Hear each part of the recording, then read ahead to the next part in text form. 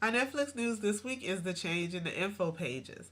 Now, the album art, I guess I should say movie art, is a lot bigger. It's on the left side of your page, and I have the yellow outline around it. On the right side of the page, the four choices, there'll be four if the movie is available for instant watch, otherwise, there'll just be two. If the movie is available for instant watch, you have choices to play it instantly or to add it to your instant queue. You also have the choice, of course, to add it to your DVD queue or to play the trailer. A nice addition. I love how all the information now is right at the top of the page. You don't have to scroll down to see anything. My favorite new addition to the info pages is the little box that I have the yellow arrow pointing to. It tells you when you watch the movie, if you've already watched it, and if it's an instant watch movie and you haven't finished it, it tells you where you left off on the movie. I love that. And then there's a link right there where you can just click to start playing the movie again so you can finish it. Or you can report a problem if your movie's not playing. I like the new info pages. I think the addition, not having to scroll down, having all of it right there above the fold, so to speak, is really a great, great change to the info pages.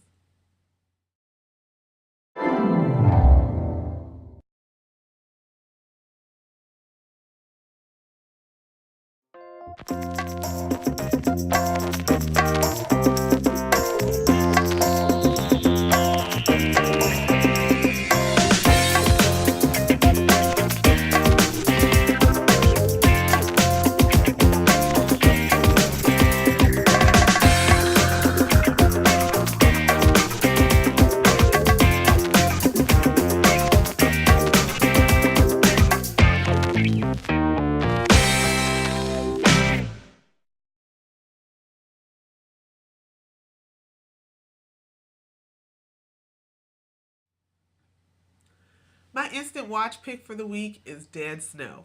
This is a German horror movie that I stumbled across after searching for something else. You know how the box shows up and it says, oh, you should check these if you like this. And the cover art, or I guess I should say the movie post, I keep calling it cover art, that dead Nazi zombie head on the snow really caught my attention. So it was available for instant watch, so I decided to look at it. If you're a horror movie fan, you will love this. There were zombies, gory deaths, a bit of slapstick. The description describes it as campy, and there was a bit of camp in it, but I was impressed. Now, there were tons of subtitles because it's in German, so it's all subtitled. If you don't like that, then I would not suggest this because there wasn't a, what would you call it, dubbed version where they're speaking English. You are going to have to watch the subtitles, but it is a great horror movie find. It was a little Evil Dead at the end in the campiness factor, but up until like the last, let's say 20 minutes of the movie, it was standard horror movie stuff. I was really actually pretty creeped out a couple of times. Then it came into the Evil Dead part. That was kind of weird because it was like it was two different movies. But at the same time, I do highly recommend it. It was great for the horror movie fan. If you haven't checked it out, definitely check it out because it's available on Instant Watch. That's Dead Snow. I think you'll really like it. Every week, I want to feature a new Netflix blog on the show, and we're going to start this segment off with featuring the Netflix blog, the official blog of Netflix. It's like getting the information from the horse's mouth. I highly recommend you check it out. The link is in the description box. I have three movies that I think that you should add to your Netflix queue. First up is The Burrowers. Now, this is a Western horror movie. And yeah, I know those two words don't go together often, but here they absolutely apply. There are creatures, they do burrow, and I honestly don't want to say too much more about it. This is one of those movies that it's best to go in not knowing too much because then it spoils the surprises. And there are a lot of surprises in this movie. Add it to your queue. You won't be disappointed. This film is from 2008. Next up is Shattered Glass. So this is a really old one. It's from 2003. And it is the story of a reporter, Stephen Glass. And he was working for the New Republic and he worked for a couple of other papers. But he was making up all of his stories and presenting them as facts. He would make up the notes. He would make up the locations. He'd make up the characters. He was an amazing writer, but all of his writing was fiction. And he was presenting it as fact, which made the papers that he wrote for look like fools because they believed him. It's fascinating to watch him and hear his rationale for why he did what he did. It's a great movie.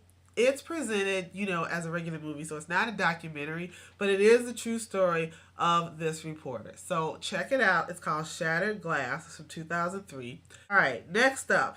Now this one, you're not even going to believe. It's called Dark Days. It's from 2000. And this is a straight up documentary, but it's a documentary of people who lived in this tunnel. It used to be a railroad tunnel, or railway tunnel, I guess you could say, under New York.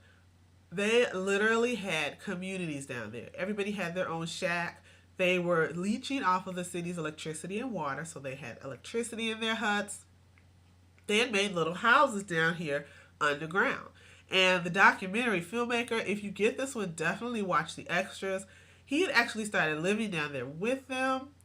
It's just amazing. You won't believe it. It's called Dark Days. Add this one to your Netflix queue. So those are my recommendations for you to add to your Netflix queue this week. There are a lot of videos about Netflix on YouTube, and every week I am gonna tell you guys about one and link to it so you can learn a little bit more about Netflix. Some of them are just people talking about their Netflix stuff. Some of them are actual videos from news reports showing the sorting facility and that kind of stuff. Now, this one though, to kick off this segment, is the one that really caught my eye, and actually something that I was a little worried about. Not a lot, but just a little worried about, and it involves people stealing your Netflix videos out of your mailbox. Now, video is in conjunction with a blog post. So what I'm going to send you to is a link to the blog post so you can get the entire story. So the link is going to be in the description box, and it also involves some YouTube video, which is why it counts. But it is entitled How to Catch a Netflix Thief, and I highly recommend you read it. It's great reading, and the guy did get caught, so that was good. But that's going to do it for this week's Netflix Fix. If you have any comments or questions, please leave them below. Thanks for watching, and I'll talk to you guys later. Bye.